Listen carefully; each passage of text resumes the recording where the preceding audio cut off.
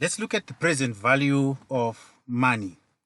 Now, what does the present value of money mean? What is the meaning of that? Now, when looking at the present value of money, it is the process of discounting future values or amounts that have been received some years from now or some periods from now that have not been received now. We are checking what is their equivalent today. What is their equivalent at period zero?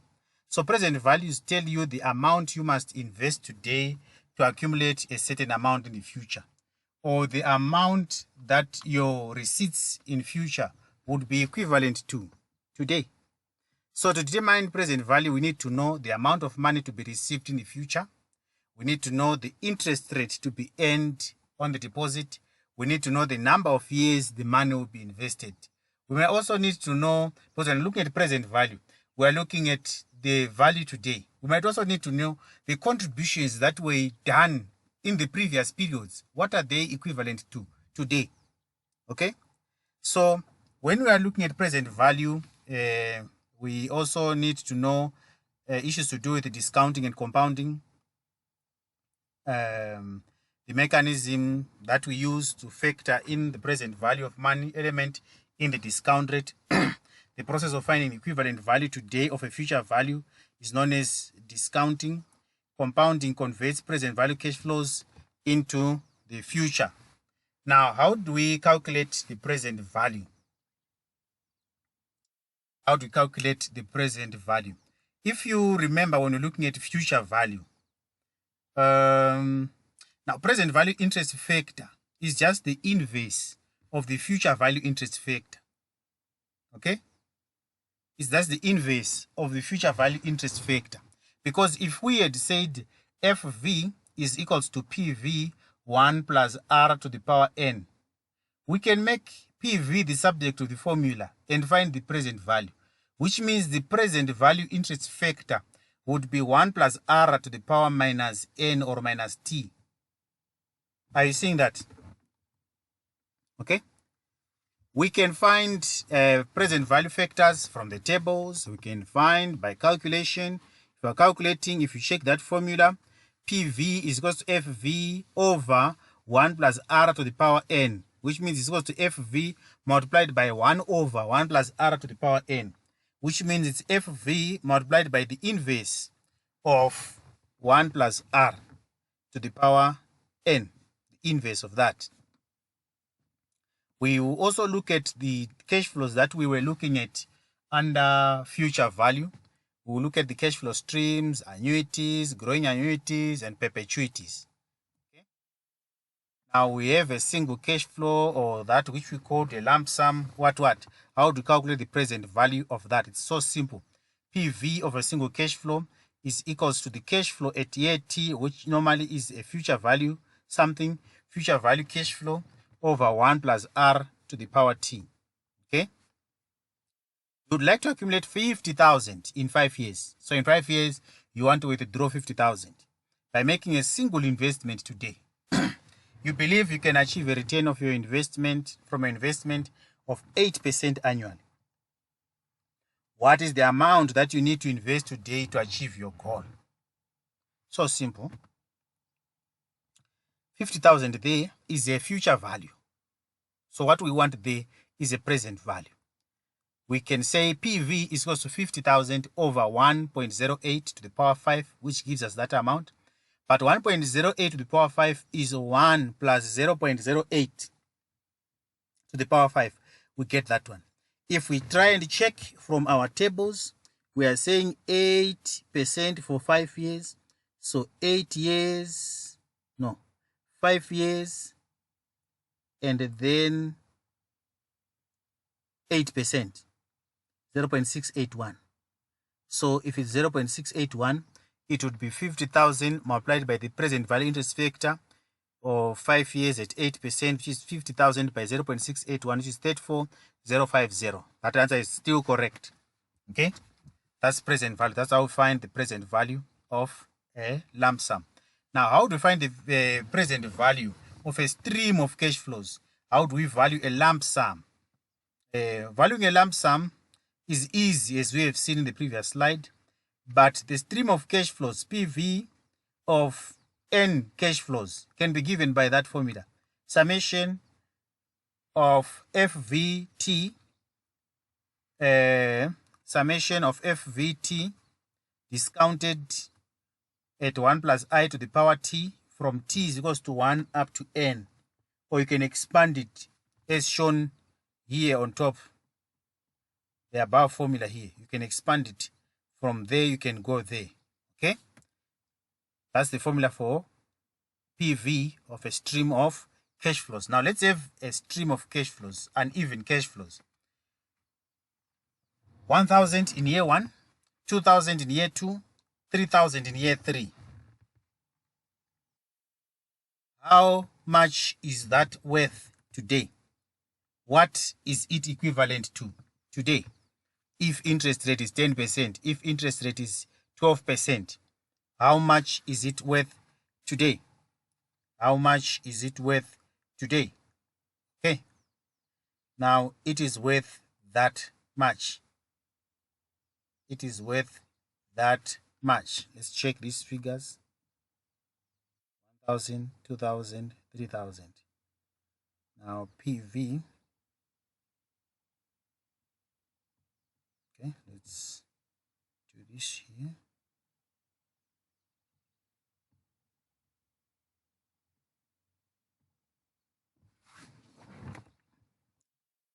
$1,000, 2,000, and 3,000.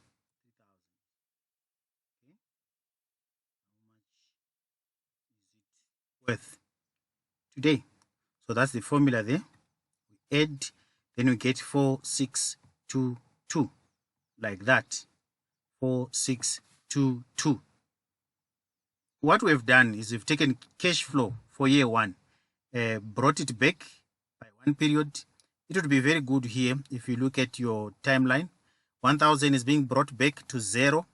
1,000 to 0. It moves only 1 period.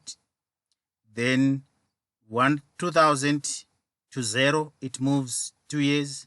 3,000, it moves 3 years. If we add that, we get that amount. Or we can just take the present value interest factor from the tables for 1 year, 2 years, 3 years, 12%, 12% at 1 for 1 year, 2 years, and 3 years.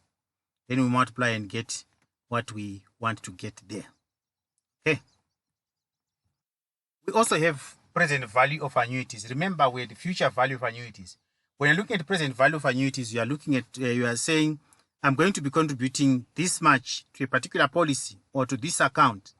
Now, as I'm contributing this much for 10 years from the end of this year, how much is it worth today?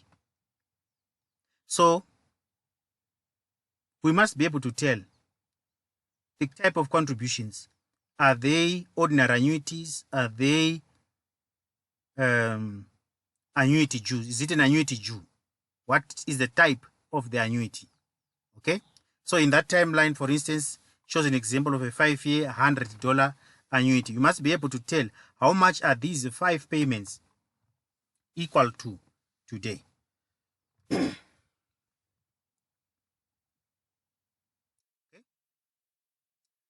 You can actually find the present value by doing that if the payments are few, like for instance 3, 4, 5, 6, they might be few.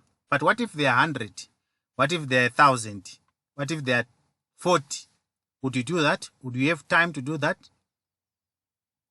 Okay. So present value of an annuity would be equals to the annuity payments, the A's. The annuity payments, okay, the annuity payments will be equals to the annuity payments,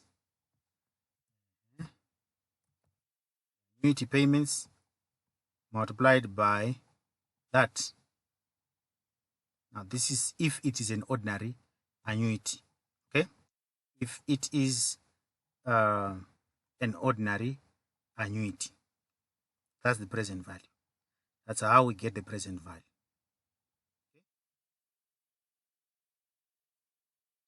Okay. In essence, when we're saying present value of an annuity, we are bringing these cash flows to today.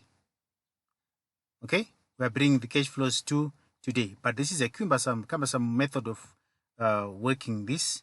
We might actually use the present value interest factor of an ordinary annuity to find the answer there. Find the present value of that annuity. Okay. So if we try and input those things in that equation, that is what we get. Okay. Which is pretty much similar to what we got when we were discounting each of those cash flows there. Okay. What about an annuity due? Now, if an annuity due is an annuity for, say, 5 years, it means the first payment is made now, is made at period 0. Do you see that the streams of cash flows for an annuity due are different from the streams of cash flows for a regular annuity, which means the present values of these two would be different. Okay. Now, if it is an annuity due, that would be the present value of that annuity due. That would be the present value. I want you to take note of something here. Here, we have found the present value of 4 cash flows. Are you seeing that? We found the present value. I want you to check that. Present value of 4 cash flows plus cash flow, the 100, which is in period 0. We just edit. We have found the present value of these. We have treated them as ordinary annuities. Okay? Then plus this cash flow, because the cash flows are 5. That's why that formula is like that. We must be able to use that under ceremonial conditions. So the present value of an annuity due in the same question would be that one. Okay, as simple as that. Copying is so simple. Deferred annuities, you see, timeline for deferred annuity might look like that, might be something like that. Okay, so what is the present value? You are going to contribute for 5 years in an account beginning in year 3. What is the present value of those contributions? Okay, what would be the present value of those contributions? It must be so simple. Okay, now present value of a deferred annuity would be that one. Okay, it would be as simple as that one. I want you to master these things as you apply them, as you work out certain problems that I'm going to be sending to you very soon, and very soon. Okay, so PV of a deferred annuity, you can find the present value of those cash flows as we stand at year 2, because these cash flows are starting in year 3, 4, 5, 6, 7. Are you seeing that? Then as we stand at year 2, we treat that year 2 as our period 0. Are we together? So we find the present value of an ordinary annuity of 1, 2, 3, 4, 5 years as we stand at year 0, which happens to be our year 2. Our imaginary year 0, which is year 2. We bring them there.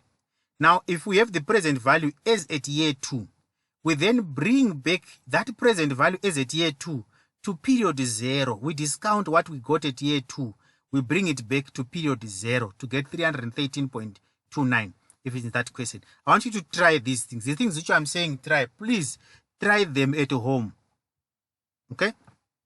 Try them at home. That's the step-by-step calculation of the present value of an annuity due, of a deferred annuity.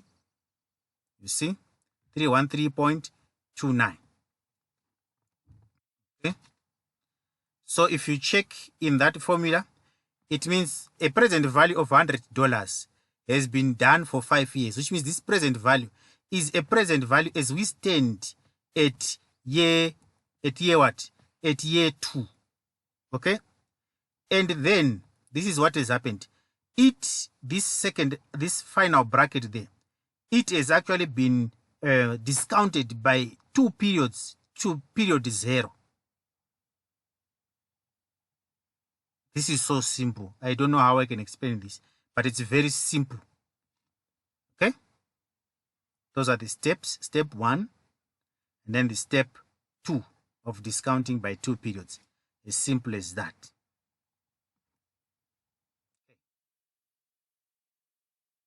Right. How do we find the present value of uneven cash flows? We can do this. We can use this example, or we can use the examples that we have in capital budgeting. That's how we find present value of uneven cash flows. So simple and straightforward. We can have that other example. What is the future value? What is the present value? etc. A simple. Okay. What would be the balance at the end of year 5? What then would be the equivalent? One bullet deposit. How much can you deposit now if you want to accumulate the funds to 1,555.75 in year 3? What would be your bullet deposit today? What would be the present value of that? Okay. Now let's also look at this other annuity, present value of a growing annuity. I want you to master this one because you are going to make use of such an annuity when we're looking at share valuation, when we're looking at the dividend or Gordon growth model. Okay. Now, a cash flow that grows at a constant rate for a specified period of time is a growing annuity. A timeline of a growing annuity is as follows, which means in essence a growing annuity